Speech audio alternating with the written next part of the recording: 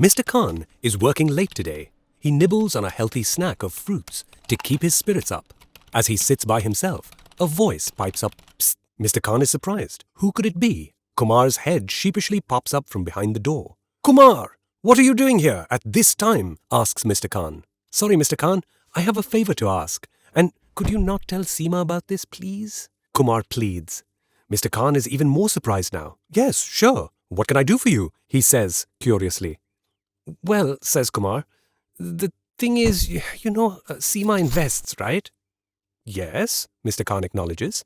Kumar explains. "She had asked me to invest in debt funds a while back, and she had given me a long primer on the types of debt funds. Yesterday, I tried to invest and realized that there are so many mutual fund houses, and I don't know which one to choose.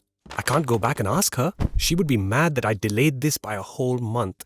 Could you please explain to me how to choose a debt fund?" Mr. Khan laughs aloud. "I have your back on this. Don't worry." Kumar sighs. "Thanks, Mr. Khan. You are a lifesaver." Mr. Khan explains. "As I had told you, one needs to be very clear on the investment tenure while choosing a debt fund. Do you want to invest for 3 months, 6 months, 1 year, 3 years, 10 years, etc.? Choose the type of debt fund accordingly. Then, one needs to select the fund house within the subcategory of the debt. For this, the first thing you need to check is the fund's expense ratio. Expense ratios indicate how much the fund charges in terms of percentage annually to manage your investment portfolio. The expense ratio needs to be compared with the category average. Of course, here the lesser the better." Kumar nods and takes notes. Mr. Khan continues. "Next, you need to check what is called the modified duration of the fund." Kumar asks, "Modified duration? What does that mean?" "That's a good question. Let me explain," says Mr. Khan. "Debt funds invest in bonds. Bond prices and interest rates are inversely related. That is, a fall in interest rate tends to increase the bond prices, and therefore the NAV. This correlation between bond prices and interest rate is noted by the modified duration of the bond. For example, if modified duration of a fund is 4.22, it means that if interest rate increases by 1%, the price of the 5-year bond will decrease by 4.22%. If interest rate decreases by 1%, the price of the 5-year bond will increase by 4.22%. So, higher the modified duration means higher the risk. In a mutual fund portfolio, the scheme aggregates the modified duration across various bonds they hold in that fund. The next point to consider is the average maturity of the fund, says Mr. Khan. Kumar shrugs. "Sorry, I haven't ever heard of this before either." "No problem," says Mr. Khan. "I will unpack this for you. Average maturity of the scheme means the average time it takes for securities in the portfolio to mature. For example, short duration fund means the fund will invest in bonds which have short-term maturities ranging between 1 to 3 years. Let's say that there are 3 bonds in your portfolio. Bond 1, where you have 10,000 rupees invested, which matures in 1 year. This means 10,000 out of 80,000 of your portfolio matures in a year.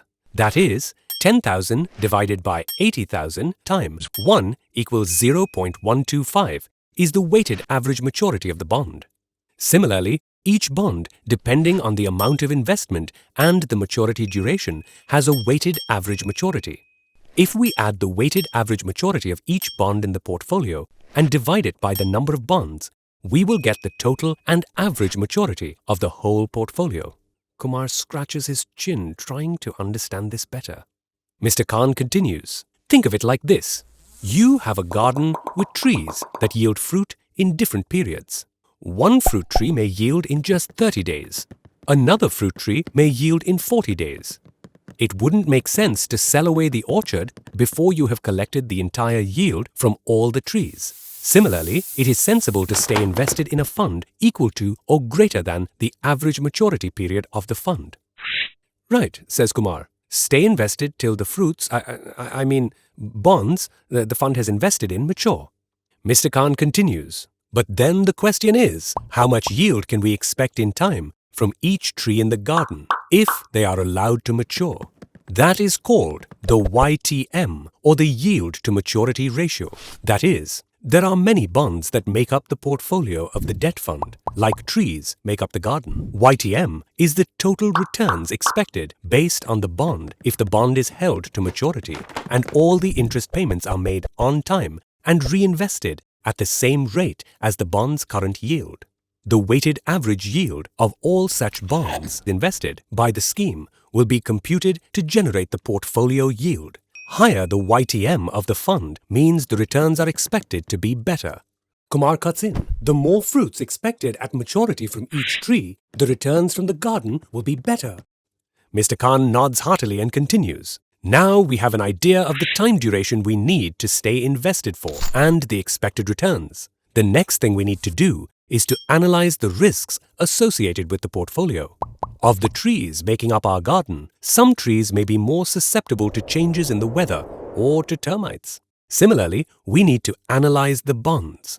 Kumar says, "Of course, that makes a lot of sense." Mr. Khan continues, "It is important to check the portfolio before investing and also important to compare with other funds in the category. For example, if you are investing in a short duration debt fund, compare the fund with the category average." Mr. Khan says, "Let me explain with an example. This portfolio has 10% invested in government securities. This means no credit risk on the 10% holding. 70% are corporate bonds.